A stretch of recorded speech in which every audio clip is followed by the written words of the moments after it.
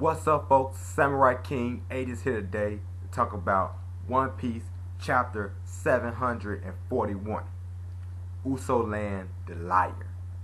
Sorry I haven't been able to, sorry I didn't upload this earlier, but I was thinking spring break week I would be able to just have free time. I can just upload so many videos and do all this, but man, sometimes you playing stuff like that, it just don't happen, man. Cause I've been busy a lot this week, and it's late now. It's like almost 3 o'clock in the morning, but I think it's 2:45 on the dot, Central Time. So I decided, well, I better go ahead and do this now. Cause if I don't do this now, I can't do it tomorrow. Cause I'm packing tomorrow to go to Mississippi, and I'm gonna be in Mississippi Friday and this whole weekend. But Monday I'm gonna make another video. Monday or Tuesday, sometime next week, cause there's not gonna be another One Piece chapter next week. So I'm gonna upload a video saying which spring anime you guys should check out. So, and also I got a mail today. Pretty fun game. And I played it like an hour ago, and I'm already like at World 3. New Super Mario Bros. 2 for 3DS. Pretty fun game, man. If you want to see the back, that's the back. Fun game, man. I'm enjoying it because I like the Wii version of it, and it's pretty fun. I like some of the new features they have in the game, but that's besides the point. Let's get on this One Piece greatness right here. Well, yeah, I can say great chapter. It was a really interesting chapter. It starts out with, it's mostly just Usopp and Kyros. Usopp finally manning up and getting that bitchness out of his system and kind of contradicting himself a little bit what he's saying here and there. And Kyros' backstory. So it's pretty interesting. I like the flashback. It was pretty interesting. I'm not gonna lie. I'm not gonna say like that's how I thought Kyros' background was. I'm just thinking, man, he's just a guy who just walked up into the Coliseum and said, "Hey, let me start fighting." Like kind of like what Luffy doing right now. Well, what he did, just walk up in there and say, "Hey, I want to win." Well, he want to win the fruit, and Kyros just wanted to fight. But this is different. Anyway, you see, I'm kind of tired. I'm rambling. But I will straighten the fuck up, so don't worry. So let's dive into this chapter.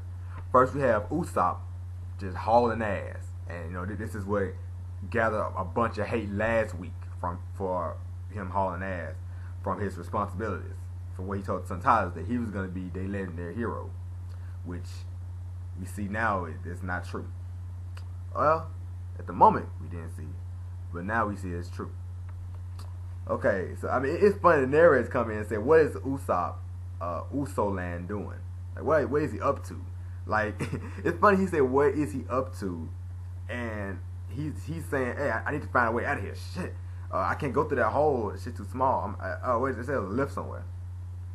And after that part, it gets fucking. You started to hit them feels for the Tontatas because they have so much trust and belief in Usopp. And Usopp just hauling ass, and they just crying out, saying, Uso Land, please help us, please help us. And Trebo is sitting there, looking at him like, why y'all still believing in this bitch motherfucker? He ain't here. He ain't even worried about you. If he was such a fucking hero, he would be here right now while y'all motherfuckers on y'all deathbed. And it basically sums up everything Trebo doing to him and saying to him.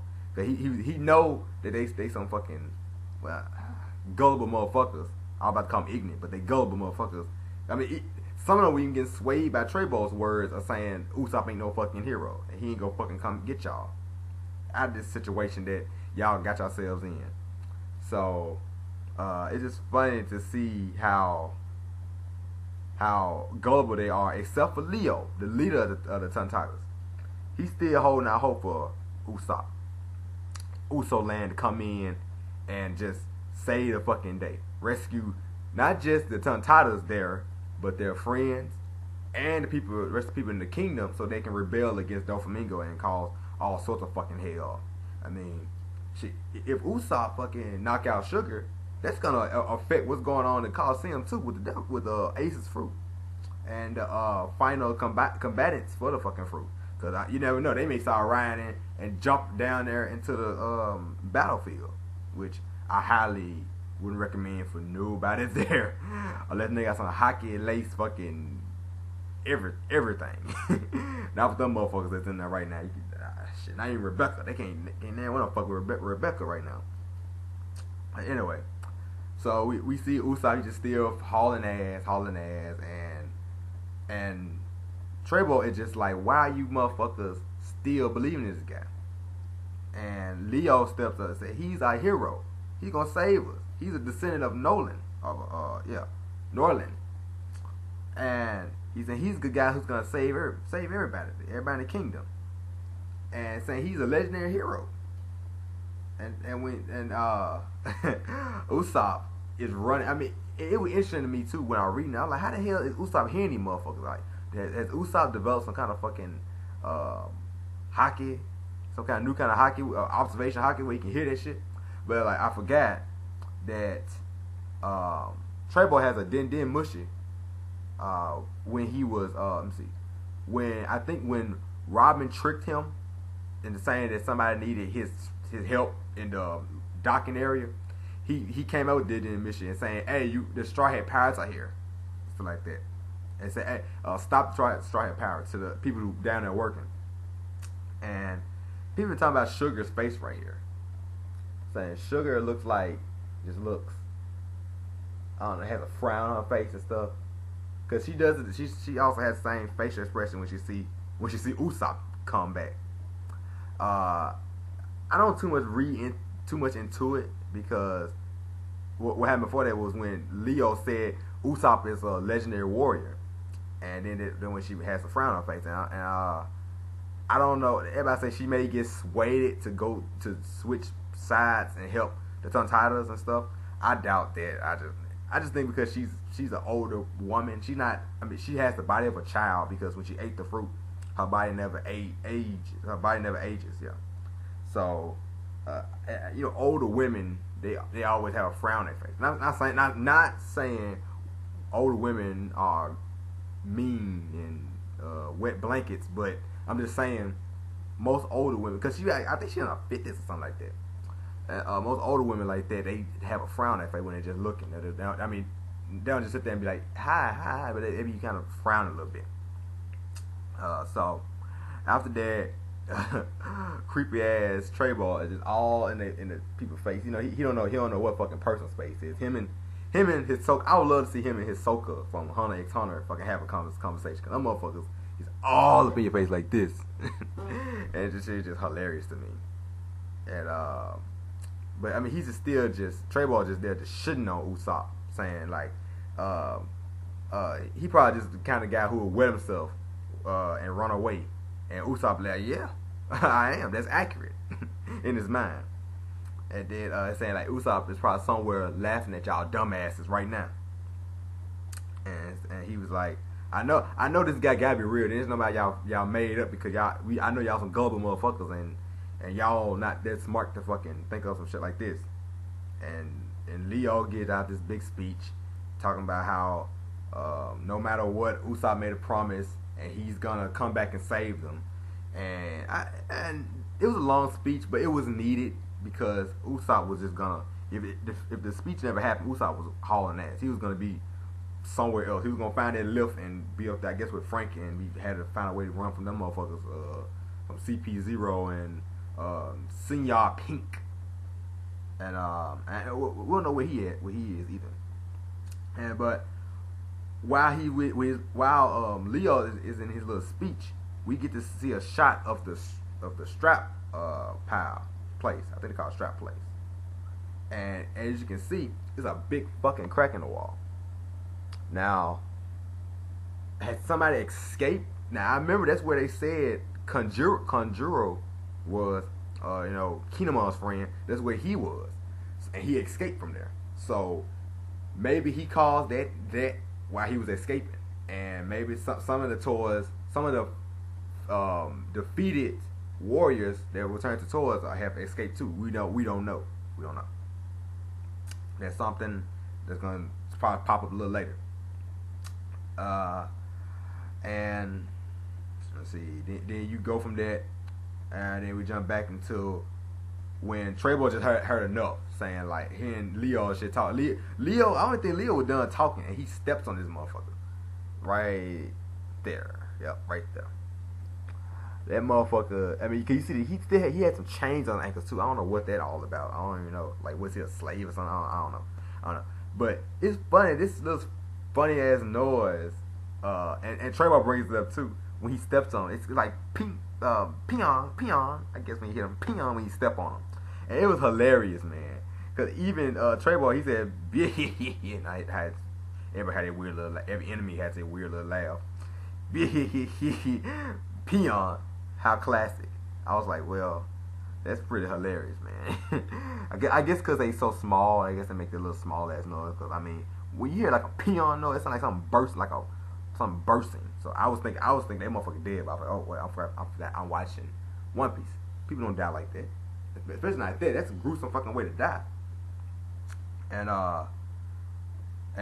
then that's when the other Ton Titans come back and be like, oh, yeah, that's right. Usopp gonna come back. He's gonna come back and he's continuing to step on the rest of these motherfuckers. That peon noise, it just getting to Usopp, and he's like, stop it, like stop it. And some kind of way, I guess when he said stop it, I guess he started running back, and he ended up right back there. And this when he lets out this first epic line: "Give it a fucking rest." Like, y'all dumb motherfuckers. Stop this ignorant shit of calling me a fucking hero. I'm Usopp the pirate. Yeah, he comes in and says, I'm Usopp the pirate. I ain't no damn hero. I'm a damn pirate. And some people been talking about that, saying he's really contradicting himself because even though they are pirates, they have done heroic things. Especially recently with the whole Punk Hazard thing where they save freaking kids and stuff. He wasn't that too much involved in that besides getting the handcuffs and stuff. He ran to get the handcuffs. But then he starts to contradict himself when he said, okay, so basically he said, I'm a pirate, part of the Straw Hat crew, and my name, just saying my name to a weeping child would silence him, which is pretty hilarious. Cause I don't know if at this point if people know his name, if people who just watch the Straw Hat crew know his name, because he was Soget King in his wanted poster. But I think that newspaper that came out when they came back from the time skip had Usopp in there. So I guess the government did some digging and found out that that's Usopp from Serp City, which is a Serp Village or Serp Village. Yeah, Serp Village. I guess I'm saying Serp City because I'm in Houston, baby. H-Town. Let's start. But Serp Village, yeah, that's where he's from. So I guess they did some digging and found out that what his real identity is. So I guess people do know Usopp is a part of the Straw Hat crew. And Leo asks us, oh, so even though you're a pirate, you're a hero? And Usopp like, hell no. I'm a pirate. We scum fucking bags in the world right now. The government is doing everything to fucking stop us from having our fucking pirate revolution right now. And he basically telling everything I told y'all was lies. I'm not descendant of Norland and all that. I'm just a regular old fucking pirate, part of the Straw Hat crew, part of the fucking Straw Hat crew. But then Treyboy says, "Oh, so you just came this way just to tell these niggas, you were fucking lying to him?" And he was like, "Yeah, I told him that, but I also came back because it'll be cooler for me to put my life on the line and die a noble death instead of run away." I'm like, there you go, Usopp, man the fuck up. I know last week I said Soget King was gonna come back. We didn't have that because everybody had a little rumor going around, a little theory going around that since Robin was erased from everybody's from his memories, that he wouldn't remember Soget King. I didn't really believe that because it looked like he would remember fighting in this lobby. So it was a lot of holes in that theory. So I mean, like, so just because he didn't remember why he was in this lobby, would he forget everything that happened in this lobby, or would he even remember in this lobby at all? But I mean, he showed signs of bravery before when he fucked up pre-rolling. I'm not saying, I probably butchered her name. I forgot, the little ghost girl. When he fucked up with that fake fucking hammer, I know he fucked her up, and he was pretty brave when he did that. And also, when he fought Chew, and that was this fight kind of remind me of when he fought Chew on Arlong Park. When he was basically just hauling ass, and Chew was chasing him, and he ended up defeating Chew with some various fucking hilarious attacks. And it's when I think that's the first time we saw the fire star, which was pretty interesting. And then but then this is when Usopp starts to contradict himself. He says, "Look, my name is Usopp, and I want you guys to remember this, the Tontalas." Here we go. I want you guys to put my monument next to Norland's, and I'm gonna become your legendary hero. So I'm like, why would you have that whole fucking epic speech of saying why you a scumbag and all that? Then you end up telling these motherfuckers, I'm gonna be a hero regardless. But it's whatever. Usopp that was probably they has his most epic scene in the New World so far. So pretty cool. Then he has more epic scene and speech. Then he follows up with a fucking epic attack. Now I don't know. I think Trebo is a Logia. I think he's a Logia with his fruit because he's sticky. Kind of like somehow was similar to his power. I can't remember his name now. But you can see Usopp fucking split this motherfucker right there in 3 pieces. And fucking the Tontalas, they hype as fuck. Hey, Uso land, yeah. And Usopp, I know Usopp told the motherfucker, like, that's not my fucking name, but whatever. Excuse me, it's whatever. Then so after that, we pop back over to where Luffy and Kyros and Violet are, and they still outside of Doflamingo's room waiting. And Doflamingo get a report saying somebody run around impersonating you, and we know who that is. That's fucking Kinemon, so he gonna have to fucking watch out. And so that's when now Kyros, to a soldier, gets to his little flashback, which at first when I first read it, I was like, I don't know. It felt a little, I didn't enjoy it as much first. But then I read it again, and I was like, okay, that's pretty interesting, because I didn't really expect his backstory to be like that. I thought he was the guy who just walked into the Coliseum because he liked to fucking fight. But it's cool that he basically started from the bottom. He looked like somebody somebody in the slums. The way he fucking dressed and shit. I mean, look. I mean, how he is. He's 15 right here, and pants all fucking got patches and shit in them, and sewed up and shit. And but the fact that he murdered a person. Now it said 2 people were dead from the skirmish because he was fighting a group of people. Now I don't know if he killed 2 people or if he killed 1 person and the other person, his friend that died, count as 2. I think it is, he killed 2 people. That's what I think it is. And so basically he came in. I mean he was a fucking scummy motherfucker at that time. Because I mean when the king came up to him to talk to him, he hit this motherfucker with a pipe with fucking nails in it. Like like, dude, that's like what's his name? That's like George Zimmerman hitting Obama with a fucking lead pipe in the head. Because and Obama trying to approach him and talk to him. I mean, it's basically like that, and you would know what happened to fucking if that motherfucker, if he did some shit like that, he'd be instantly headshot instantly. Shit.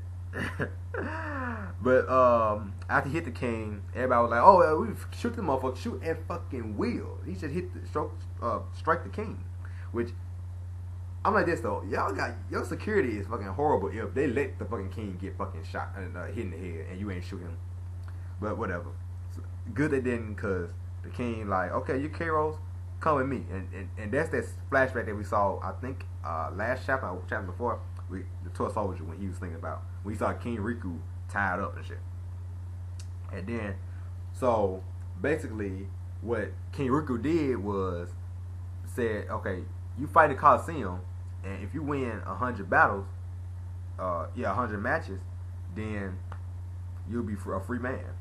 And right here, we get to see him and his sword right there. There we go. The sword that Rebecca has. I guess he passed it down to her from like father to daughter type stuff. But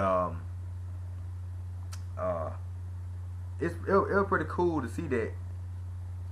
Now his reason behind having the sword, I know I kind of shit on Rebecca having the sword. Now that I see where it originated from, then I can understand. Okay, well, that's good. It's cool. It's cool now, Rebecca. I'm sorry. I disrespect you, Rebecca. Basically, what Kyros did was he brought the dual sword just to show people like I'm not just a fucking murderer, even though y'all think I am. Anyway, I'm a serial killer because I killed two people, and y'all just calling me a serial killer. I'm not really a serial killer. I just wanted revenge for this motherfucker that killed my fucking partner. And so basically, you see the crowd. They just talking about Kyros, saying you a scumbag. Hope your ass stay in there forever. And Kyros revealed to the king that those guys I killed fucking killed my best friend. And so we keep going like that. And this scene right here, I didn't understand. When Kyros said to him he killed the two guys because they killed his friend, he was like, "Are you an animal?" I was like, "Why are you questioning him like that?" And Kyros got hot in the motherfucker. Like, I thought you would fucking understand, you bitch. You brought me in here because brute force is welcome in here but not outside. But then he turned around and say, "Bring Kyros some food because this motherfucker haven't eaten in a week, or almost a week, yeah, and was winning matches, which was crazy to think." And so basically, he finally developed back his will to live. It doesn't seem like he had a will to live. And so in 4 months, it took him 4 months to win 100 matches. And then after he won 100 matches, then he started fighting better opponents and higher up opponents. Like he fought a giant and beat his ass. Yeah, I think he fought a dude from a distant sea, which nothing too much there. He fought a giant and beat his ass. Now I don't know how big the giant. They didn't show how big the giant was. They showed somebody, but we don't know how big the giant was. And now this was the most fucking epic one. He beat a merman underwater. Now that's fucking hard. That is some hard ass shit to do with a dull sword. You got a dull sword. You beat a merman underwater. Now a merman, I guess, is the same thing. A merman and a fishman should be about the same. Should be the same fucking thing. And we saw how some of the fishermen, we know fishermen should be better suited fighting underwater than any other fucking animal and thing. And so 4 years had passed, and he got his 1,000 victories and he's still fighting because he decided he wanted to stay in the Coliseum because the people outside was like, "I hope your ass stay in there forever. You don't deserve no freedom. You're a fucking serial killer."